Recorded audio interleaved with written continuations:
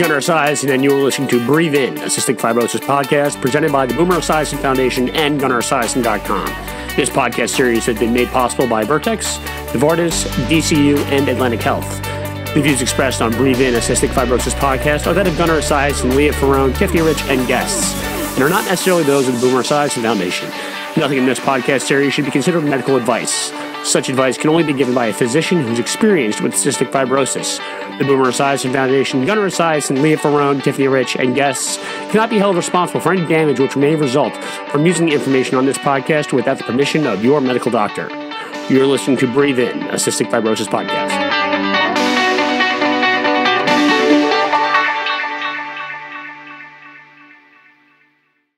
All right, it's Gunnar Esiason back for another episode of Breathe In with my lovely co-host, Lea. And now Tiffany is back this week. How are you, Tiffany? Woo! I'm good. How are you guys? I missed you guys last week, even though I saw Lea. Yeah, we were together, but... We are so happy to have you back on the podcast. Our listeners are happy to have you back. Thanks. We're going to continue the streak of having guests on the podcast. Today we have Erinn Hoyt joining us. She's 27 with cystic fibrosis. Erinn, how are you? I'm good. How are you guys? We are well.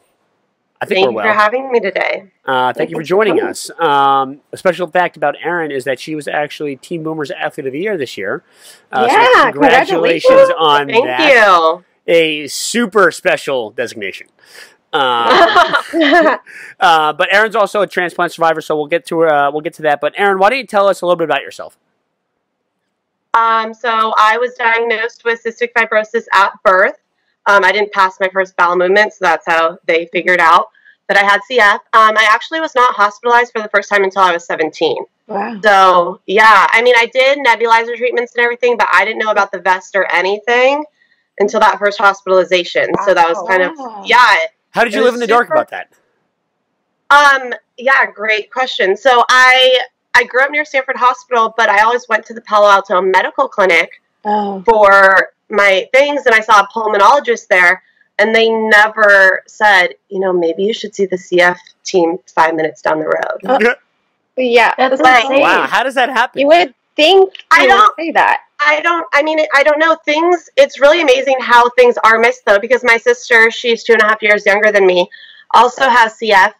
And I was diagnosed at birth, and she wasn't diagnosed until she was 17. Oh. She, came out, and they said, she's fine. She doesn't have it. And then 17 years later, she goes in for sinus surgery, and they're like, sorry to break it to you.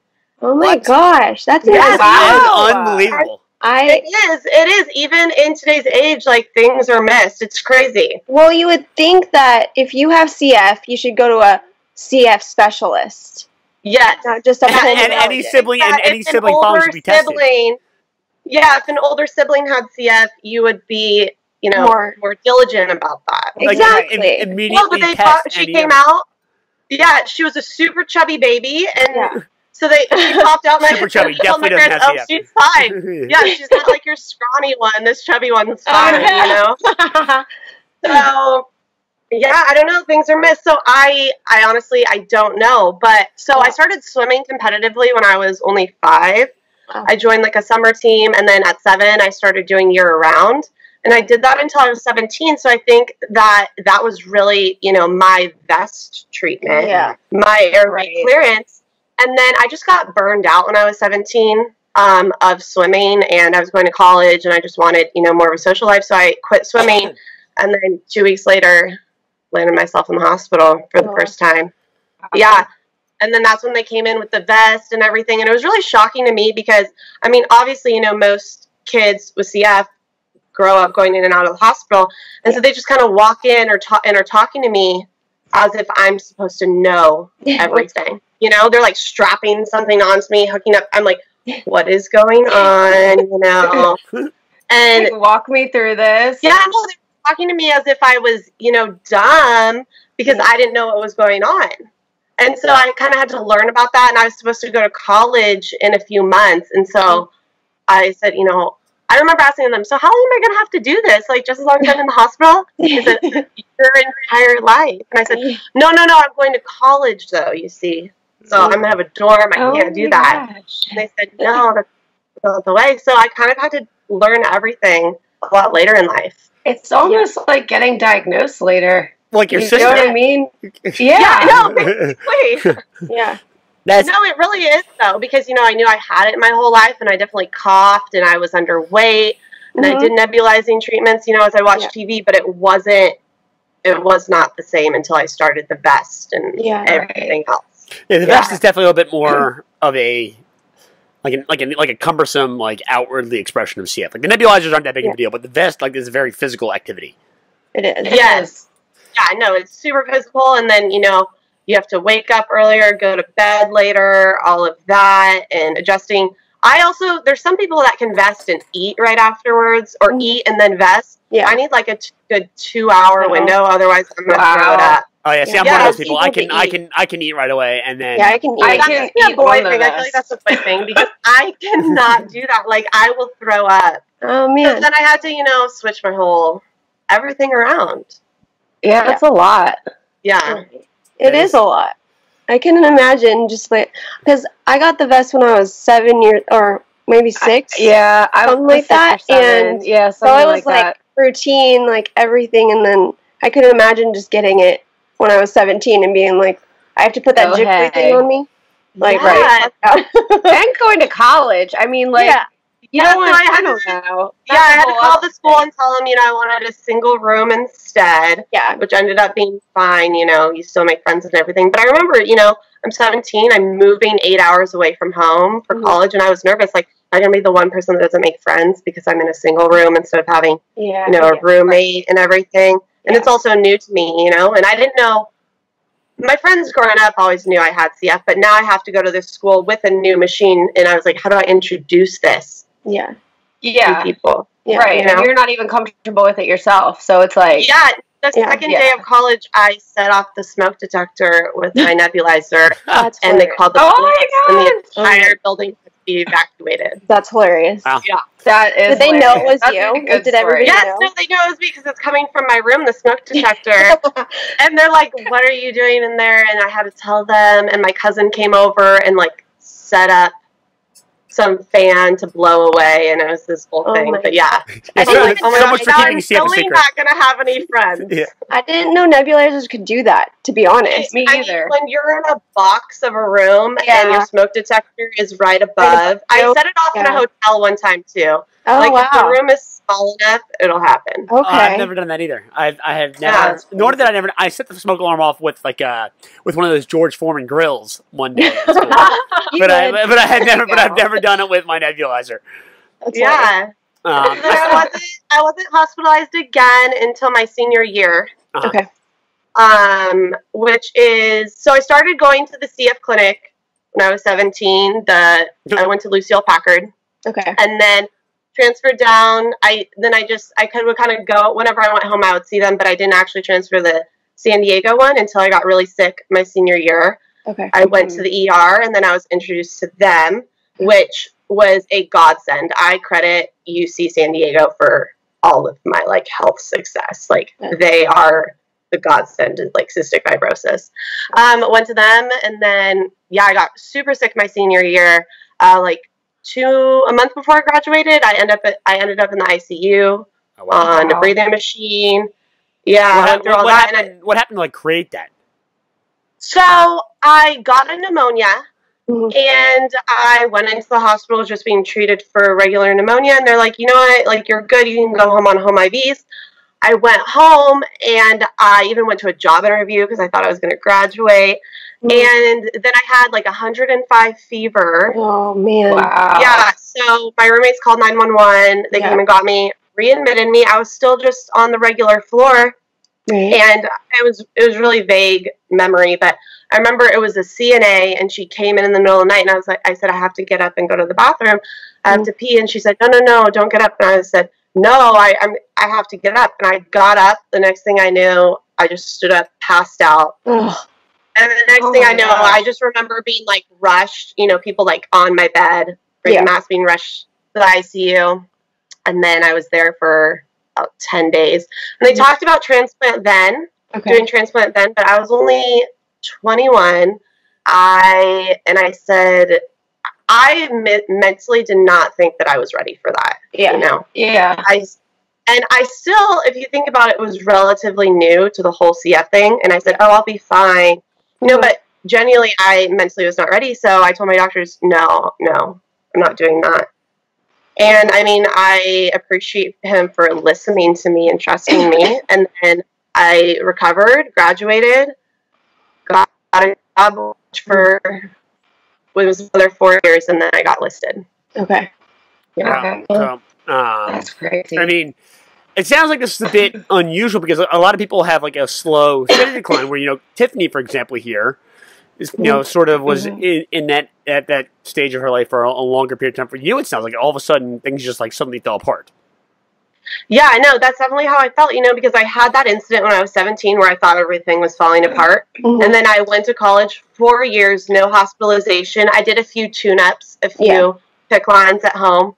Yeah. And then, it was just, you know, that 4th year just hit the ICU, everything coming at me. And then all of a sudden it's talk of transplant. And I think it was just too much, too fast for me. And I just said, no, I'm not going to do that. Yeah, you have to be mentally prepared, for sure. You do. Yeah. And I mean, you don't even realize it until you have the transplant. I'm like, thank God I didn't do that when I was 21. I could not have done it. Exactly. I don't know how people do it when they're so young, to be honest. Me either.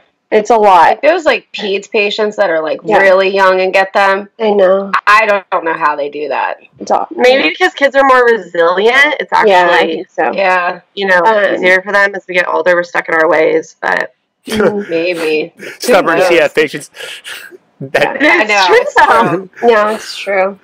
Yeah. That's super interesting. So then finally, the transplant talk does happen. You know, what was that like? You know, when did you finally realize that you were ready for it? And what sort of led to it? Well, that's actually kind of a funny story. So then after that one incident, I would get sick like once a year. I would get hospitalized every April. I don't know what it is about April. It doesn't like April. Me. So I would get hospitalized every April. And then the summer before I was listed for transplant, I got sick, was out of the hospital for like 3 weeks. Went back in. Out of the hospital for like 3 weeks. Went back in. I remember I had just gotten back from Catalina Island with some of my friends, and I was standing in the kitchen, and I had just gotten off IVs, and all of a sudden I started to feel sick again, and I just thought to myself, this is it. Like, my lungs are done. I remember exactly, it's one of those things where you remember exactly what you were wearing in that moment, and I remember thinking, this is it. My lungs are done. They're tired. They are not going to recover this time. But I didn't know that you could just call up your clinic and say, hey, I think I need a transplant. So in my mind, I said, well, you know, I'm going to get sick in a week or two. And I guess that's, you know, when it'll be addressed. And sure enough, you know, one night I all of a sudden thought I was going to pass out. I checked my oxygen. It was like 78. Oh, wow.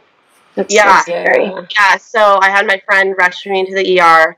The next morning, I remember the doctor came in. I was like, half asleep. He's like, you're going to need a transplant. And I was just like, thank you. Like, I figured that out. It's done. No, he said, you have been the easiest person to convince that they need a transplant. So I started like getting all the workups like pretty much the next day. My lung function was only at 15% at that point. So I was actually only sleeping with oxygen at that point. I wasn't on it full time. Then I did all the workups. My parents actually, they still live up in San Jose in the Bay Area near Stanford. So I did all the workups in San Diego, and then they put me on a medical jet, flew me to Stanford, where I was like finalized to be on the list. Okay. And then I was super lucky to where I got to live, you know, with my parents during the waiting process and the recovery, instead of having to, you know, live in the outside housing or anything. I got super lucky that they live within that 30-minute radius of the hospital. Awesome. Yeah. It's nice to have people around you and like comfort of home. Yes. And all that. Because and just like so nice that it's right next to Stanford, you know, one of the top like transplant facilities. Like I got really lucky in that sense. Yeah, definitely. That's awesome. So, I mean, I still can't get over how, like, dramatic your decline must have been. You know, you're 17 years old, first time you're really getting hospitalized, the vest is introduced, and all of a sudden, you know, what is it, like 7 or 8 years later, now you're going through transplant. You know, what was that like for your family, for you, for your sister, like for everyone to see this? You know, I really want to know what it was like for your sister to see that, because she also has CF too. Yeah, I think it was really hard for her. I think that and this might be an unpopular opinion, but I think that a lot of living with CF is living in denial. Like, oh, that won't happen to me. That won't happen to my family member. You know, so I think growing up, my parents always saw me competing and, you know, going to college. And yeah, there was, you know, that really dramatic incident when I graduated, but I still graduated. I did graduate on time. I had an IV in my arm, but I did it, you know? So I think it was always like, oh, like, you know, she'll recover. And Kristen, my sister, Kristen's not that serious. She didn't get it, you know, until she was 17. So I think it was just all really quick and just kind of like getting hit by a truck. Like, wow, this is real, you know? We are everybody else. We are the statistic. We are not, you know. So it's an adjustment period for sure, and I think it takes a lot adjusting emotionally and like physically to prepare for all that. For my sister, I think it was really actually good for her to see because, you know, she wasn't diagnosed until she was 17. She just had her first hospitalization and she's 25. Wow. So a few months ago, she was just hospitalized for the first time too. So, you know, I think they always labeled her as, oh, well, Erinn is the severe one. Erin's the severe one. There's different degrees. So I think it was good for her, you know, not to see me go through that, but to realize what can be. Right. So almost like a motor. I mean, if anything, I hope, you know, it helped her to be, you know, she takes care of herself, but to step that up, you know? Yeah. Think, okay, if it happened to my sister, who I thought was healthy growing up, it can happen to me that's healthy growing up, you know? Right. Definitely. Do you think having them bring up the topic of transplant at 21 and then needing it a couple years later, do you think that helped prepared you more? Like, do you think you would have felt as ready as if they hadn't have done that and just kind of like sprung it on you when you were super, super sick? No, I agree with you. I think it totally helped me prepare because that's what I would think too. Yeah, well, also the doctor I had when I was 21, shout out to Dr. Kevin Shaw. I trust him like with everything. No, really, I am a stubborn person. It takes a lot for me to kind of be like, okay, I'm going to go with what you say. I believe what you say. And I remember him coming in, you know, he sat down and he was like, so I think, you know, we're going to have to consider transplant. And then he's like, so right away, people have this question, A, B, and C. And, you know, he was very honest about it. And he said, it is really hard emotionally. And what does this mean for having kids? What does this mean for my family? What does this mean for working? What is this? It wasn't even, what does this mean medically? He really understood that at that point, I was only 21 and my life tunnel is very narrow. I see right in front of me, you know? So he kind of went over that. And then he brought in a transplant educator, and they gave me a book, and we kind of went over it.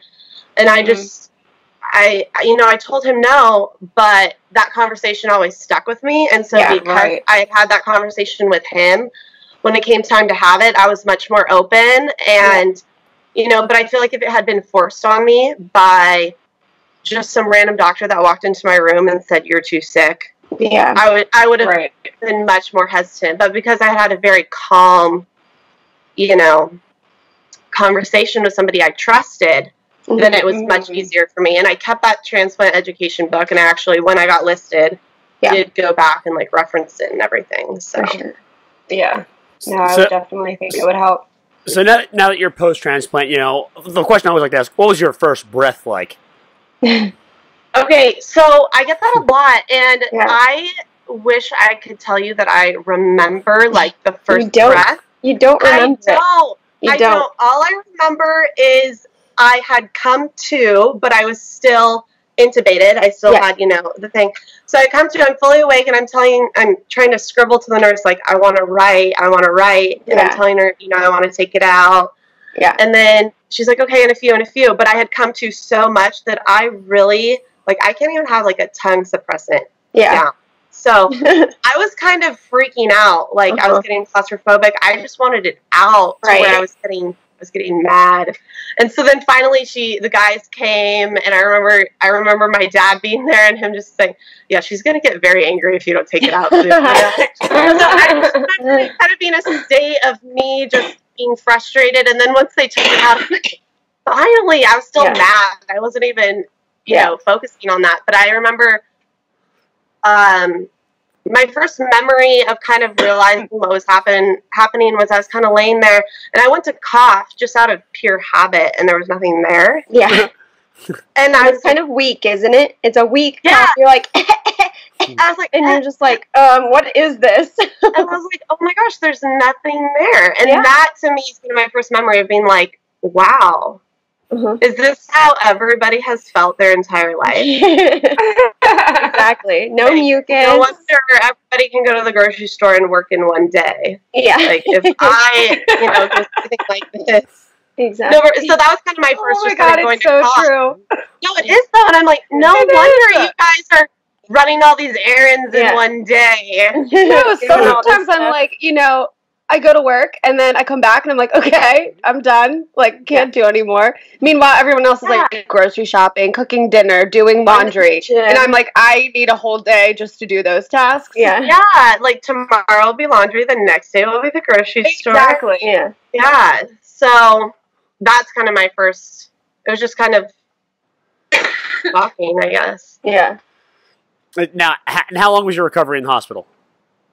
I was there for 14 days exactly, because I got my transplant on February 1st, and I got out on Valentine's Day on the 14th. Nice. Yeah. How long did you have to wait for lungs? Like, how long were you on the list? Not long, only 2.5 months. Okay. Wow. Yeah. I figured it was fast just from how low your lung function was. Yeah. You know what I mean? But yeah, I don't remember my exact allocation score, but I know that when they told me that I was number 4, for my blood type. And then they called me at one point and said, okay, now you're number 2 because I got sicker.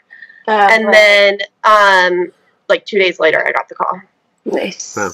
Okay. Meanwhile, Tiffany's over here waiting for years. 2 years and 8 months. How long did 2 years and 8 months. How did you do that? Because I was so paranoid about my cell phone at all times. I know. Well, I remember being super chill about it. Yeah, I was like, whatever. But at first, it was very, like, looking at my phone all the time, and I would get mad at my friends for calling me. I was like, why are you calling me right now? I just got listed, and you're calling me, and you're freaking me out. And I guess just being on there for a few months, I just got used to it. And I said, it's just going to happen when it's supposed to. And then I just started getting sicker and sicker and sicker. And then we got to that point that we need lungs. And they came like a few days later when I was like I was very sick. Yeah. Did you have yours at Stanford? I did. Okay. Yeah. And they're awesome there. But I was in the hospital for 32 days. Wow. So, I mean, for you being that sick going in, I guess 32 days in retrospect, I think it's pretty good recovery. I'd have chest tubes in for a long time because my donor's lungs had punctures on them. Oh, okay. So, yeah, I had chest tubes for longer. That was like the last thing I was waiting on was the chest tube. Yeah, those are very uncomfortable. How was your getting up and moving? Were you in a lot of pain with the chest tubes? Yes, and I don't know if you had this problem, but they were being very stingy on the pain medication. So at one point where they said, oh, you're fine, we're just going to, take you off of it. And I said, oh, I don't think that's a good idea. And they said, no, we're going to do it. And then like 10 hours later in the middle of the night, I just started screaming in pain. No. It just hit me all at once. So it was very painful. Here's a few Advil. Yeah. Well, I remember thinking when Tiff got her transplant, I was like asking your mom what they had you on and stuff, and I'm like, they need to put like an epidural in. Like, I don't know why we don't have this, you know? Yeah, no. One of the nurses came in and she said that. Yeah. No, she said, well, there's some people that had the same surgery as you that are walking around with a Tylenol drip. And I said, good for them, but I would like something stronger. Everyone's different. They don't understand that every single person is different. Their pain tolerance is different. Congrats. I was on Tylenol because I did not like the pain meds. It made me feel really bad. I don't know. I felt like I was on a boat. It was just, it was all bad. Apparently, I don't take the different drugs. They don't go well. Tiffany, we need you to write like a book about your drug experience from the time you accidentally got high to now you being on a boat. Yeah. So someone you definitely get high from them. We need to catalog all of this. So Erinn, now why you're really here is talk about being an athlete. You're competing in the Transplant Games. It seems that athletics has always played a part in your life. Is that true? Yes. Yeah. So in addition to swimming, I played competitive soccer all my life too. So it has always been what I viewed as my identity, honestly. Like my identity was like always Erinn the swimmer or Erinn the soccer player. So when I kind of lost that, I was like, now I'm just Erinn with the vest. Erinn with the vest. So it's funny because I would really like it if transplant centers advertised more for the Transplant Games. Yeah. I found out about it because there just happened to be a flyer on one of the tables when I was waiting for clinic. Oh. Nobody told me about it or anything. Yeah. And even down in San Diego, because now I get all my follow-up in San Diego because I moved back down here. A lot of their patients, some of the doctors didn't even know about it when I was telling them about it. Mm-hmm. What are the Transplant Games for people who may not know? The Transplant Games are, it is like, the Special Olympics or the paralegal, whatever, Olympics.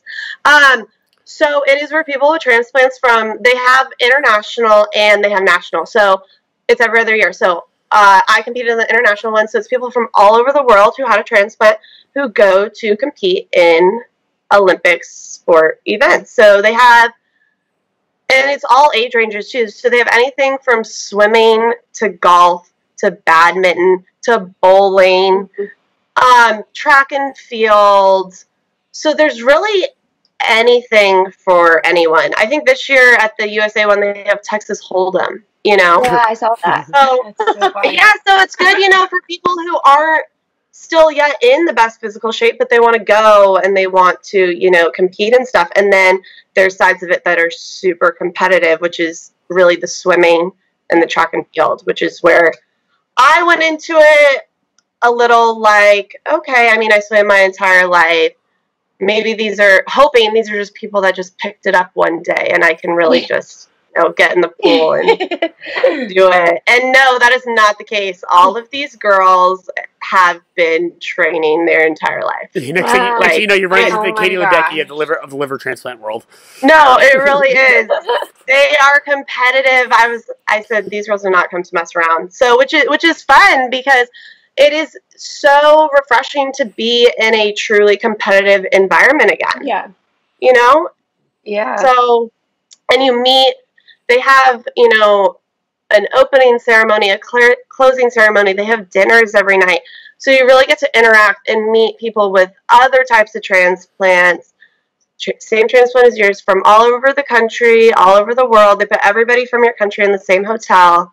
I met a couple of really great people who I still, communicate with day in and day out. Mm-hmm. That's pretty cool. That's so amazing. I honestly didn't know it existed until a couple months ago. You know what I mean? Yeah, so they definitely don't do a good job of getting it out there. No. I don't know why it's not better advertised because everyone that's there, most people around our age that are there are people who are in pretty decent shape. And the reason they're in that shape is because they have something to set a goal for. Right. I would not be, working out as much if I didn't have a goal. Yeah. Which is just me. I need, I have goals. Yeah. I like goals. Yeah. I can't just go to the gym to work out. That's, you need some type of motivation. Yeah, exactly. Mm-hmm. Yeah. And so I go to PT and have someone scream at me to, keep working out. Yeah. Exactly. Yep. And what events did you swim? So this past summer I swam the 100 breast, 50 breast, 50 fly, 50 back, 50 free, and 2 relays. I think that's 7. Wow. So I swam 7 total, 5 individual and 2 relays. Well, and then are you planning on going back? Is it every 4 years? Is it every year? So it's every year, but it alternates. So last summer was international. This summer is national. So it's just for Team USA and I believe Canada. And it's in Salt Lake City, which I'm a little worried about with the altitude. Yeah. Yeah. Yeah. Now, so, would you say that you had such a speedy recovery in your transplant and you're doing so because of the athletic side of it? Because I talked to some people who have gone through transplants and they seem that they do very, very well. If they've been an athlete all their lives and they go through it and they're able to, I don't want to say zip through the recovery, but it's definitely something that gives them the strength to go through such an invasive, traumatic experience.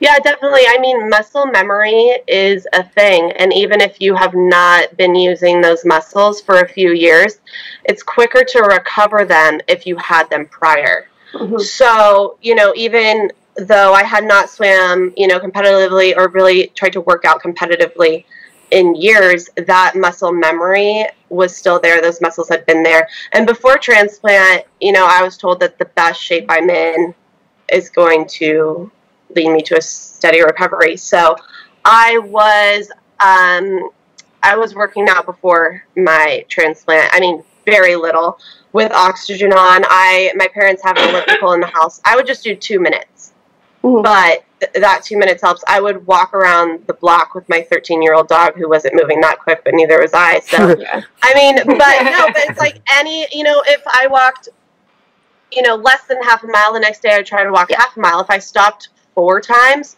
that's fine, but it's just actually doing it. If you can get 2-pound weights and just sit on the couch while you watch TV and slowly lift them, like just getting that little bit of muscle is going to be so much easier when you try and get out of bed the first time.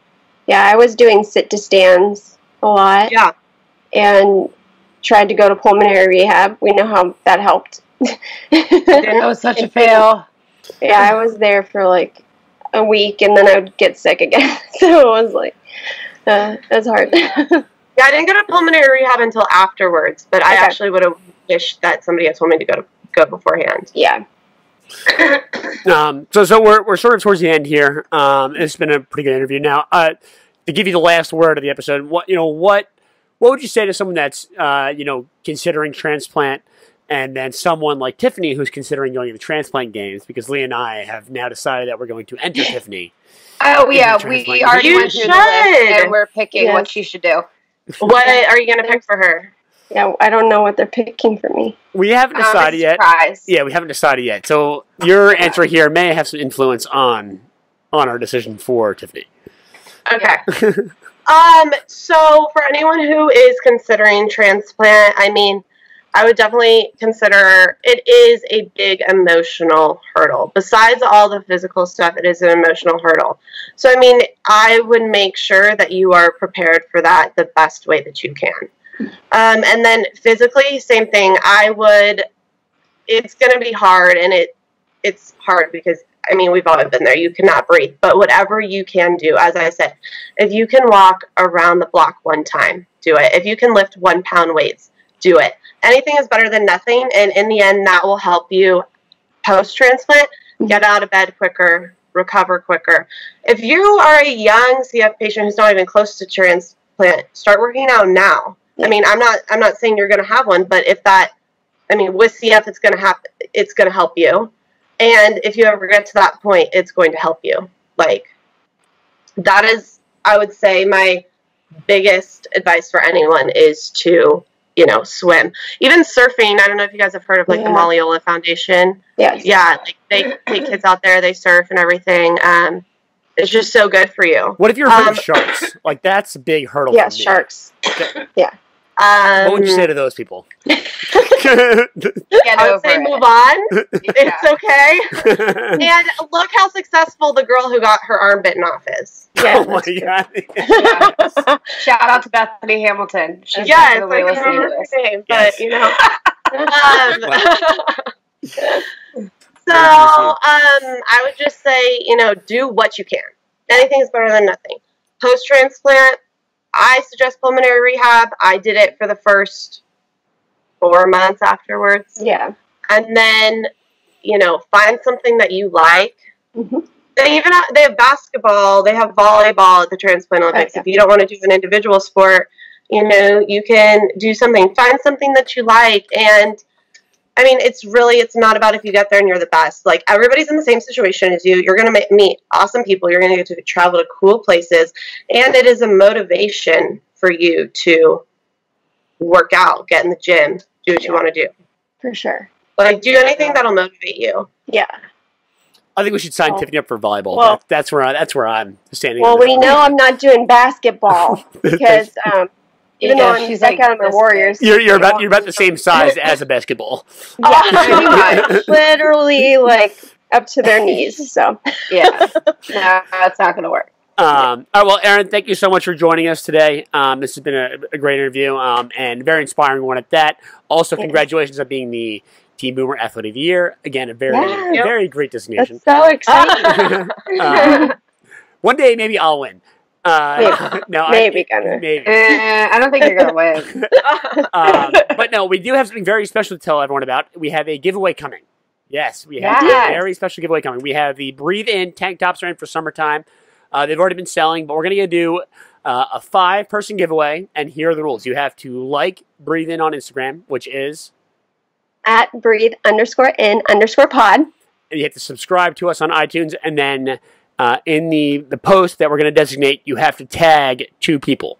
Okay, yes. So tag 2 people, like Breathe In, and subscribe to us on iTunes. And if you want to be an extra special consideration, give us a review on iTunes as well. Lea will be checking those. Yeah, I will be on it.